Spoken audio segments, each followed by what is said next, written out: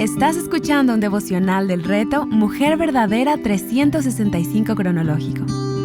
Día 342. Romanos capítulos 4 al 7. Escrito por Yamel de Jaramillo, leído por Susana de Cano.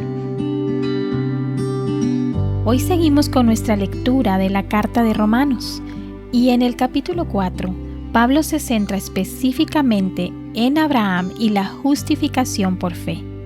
Tristemente, la doctrina de la salvación es una de las que más conflictos causa en medio del pueblo de Dios. Sin embargo, me gusta cómo Dios en su palabra no deja cabos sueltos y todo está claro. Pablo utiliza el ejemplo de Abraham como una ilustración clave de la verdad bíblica central. El hombre puede ser declarado justo delante de Dios solamente por gracia, por medio de la fe. La vida de Abraham fue una vida de fe. Él dejó todo basado únicamente en la garantía de la palabra de Dios, creyendo en las promesas de Dios, aunque parecían imposibles dadas las circunstancias. Abraham emprendió un camino confiando en aquel que no solo lo llamó, sino que también lo acompañó en todo su caminar. Esa rendición de Abraham a la fe le fue contada por justicia. Logizomai. El término griego logizomai es traducido como le fue contada en Romanos 4. Tiene un significado legal y económico que hace referencia a acreditar algo en la cuenta de una persona. Es como cuando alguien te transfiere dinero a tu cuenta y terminas con un saldo a tu favor por el cual no trabajaste y que no se basó en tu comportamiento. De la misma manera, la fe de Abraham fue imperfecta, llena de errores, como la de cualquier ser humano.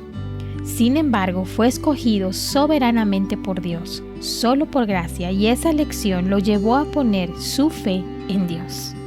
Al igual que tú y yo, Abraham fue justificado, no por sus méritos, sino por el favor inmerecido de Dios. Abraham respondió al llamado de salvación. La fe es una respuesta a Dios, no es algo que nosotras fabricamos por medio de nuestras obras. Por eso, en nuestro caso, Cristo obró en la cruz del Calvario a nuestro favor. Aunque la fe juega un papel importante en la salvación, la fe en sí misma no tiene poder para salvar. Es la gracia redentora de Dios operando a través de la obra expiatoria de Cristo en la cruz, lo que tiene el poder para salvarnos. Cosas fundamentales a tener en cuenta. Número 1. Abraham no fue justificado por sus obras. Número 2. Abraham fue justificado por su fe. Número 3. Abraham no fue justificado por la circuncisión. Número 4. Abraham no fue justificado por la ley. Y número 5.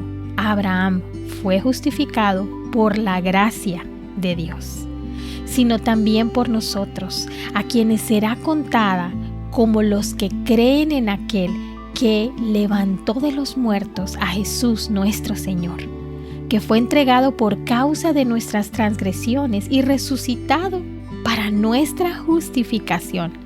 Romanos 4 del 24 al 25. Capítulo 5. Después de ver la vida de Abraham, Pablo en el capítulo 5 se enfoca en la seguridad de la salvación, un tema recurrente en los próximos capítulos. En los capítulos 3 y 4, Pablo deja en claro que la salvación es por la gracia de Dios que opera a través de la fe. Aquí presenta 6 verdades esenciales que todo creyente debe tener en mente con respecto a la salvación. Número 1, la paz que tenemos con Dios. Número 2, nuestro lugar en la gracia. Número 3, la esperanza de gloria del creyente. Número 4, la posesión del amor de Dios. Número 5, la seguridad de haber sido liberados y justificados. Y número 6, el gozo por la reconciliación.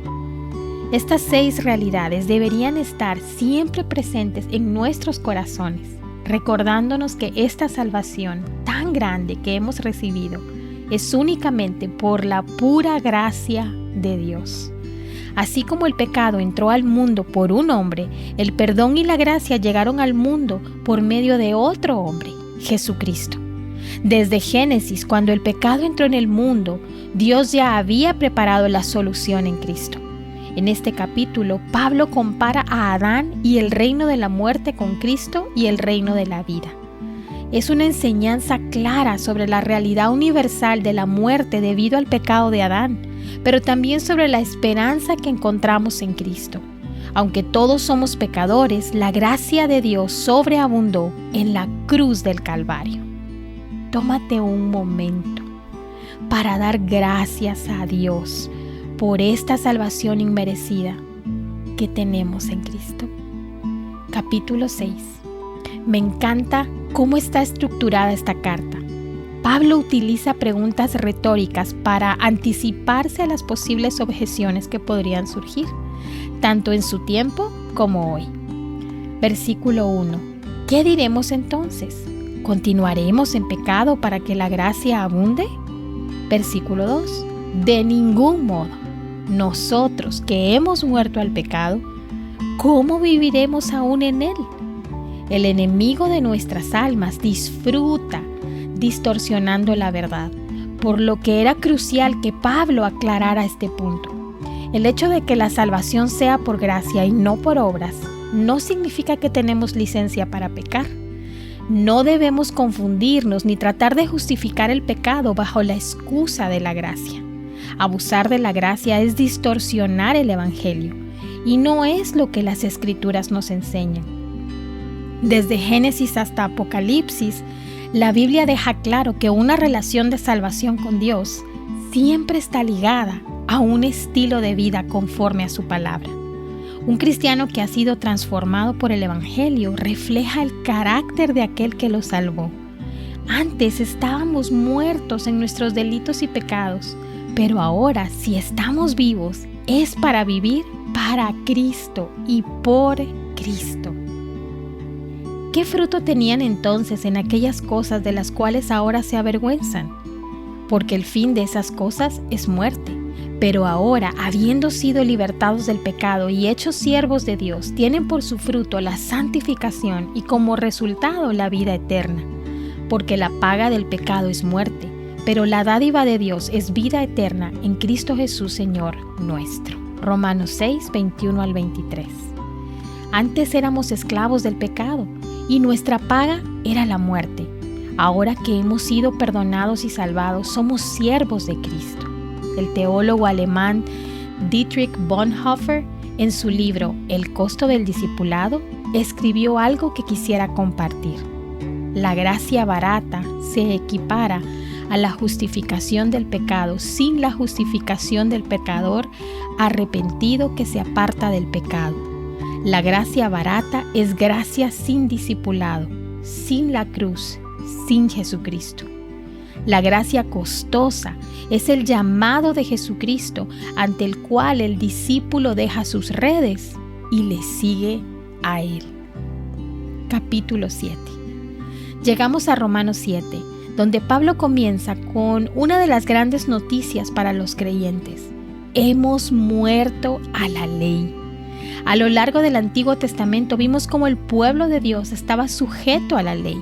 Sin embargo, ahora, gracias a la obra de Cristo, los creyentes ya no estamos bajo la ley ceremonial, sino bajo la gracia. Pablo menciona la ley varias veces en este capítulo, señalando que, aunque ya no estamos bajo la ley del pecado, la ley moral de Dios sigue vigente. La salvación que hemos recibido a través de Cristo ha transformado nuestra relación con Dios. Ya no nos relacionamos con Él por medio de un sistema de reglas, sino a través de la gracia que Cristo ha traído. Somos la novia de Cristo, llamadas a vivir una nueva vida en comunión con Él. Pablo también reconoce en este capítulo la persistente naturaleza pecaminosa que todos llevamos dentro. Incluso como creyentes, seguimos luchando contra el pecado. Pablo describe esta lucha interna en los versículos 14 al 25, donde confiesa que muchas veces hace lo que aborrece y no lo que desea hacer. Esto resuena con todas nosotras. Aunque hemos sido redimidas, todavía necesitamos el Evangelio diariamente, negándonos a nosotras mismas y mirando siempre hacia nuestro Salvador. Porque sabemos que la ley es espiritual, pero yo soy carnal, vendido a la esclavitud del pecado, porque lo que hago no lo entiendo, porque no practico lo que quiero hacer, sino lo que aborrezco, eso hago.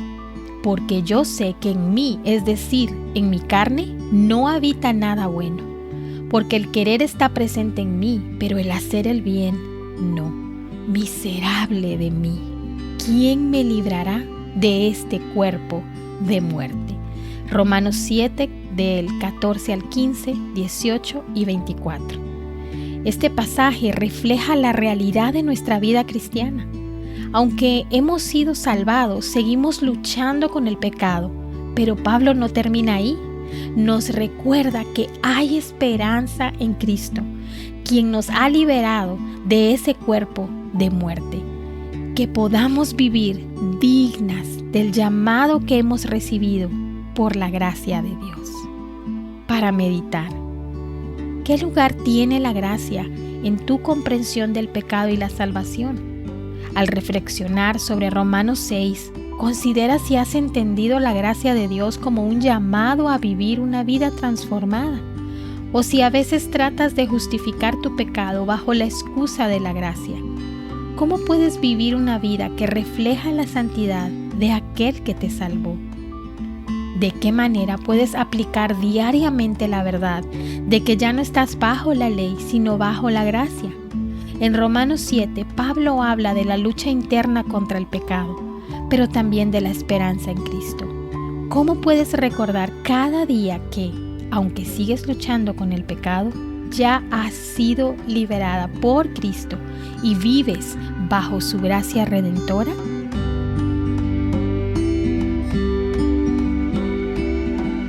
Para más contenido como este, visita avivanuestroscorazones.com.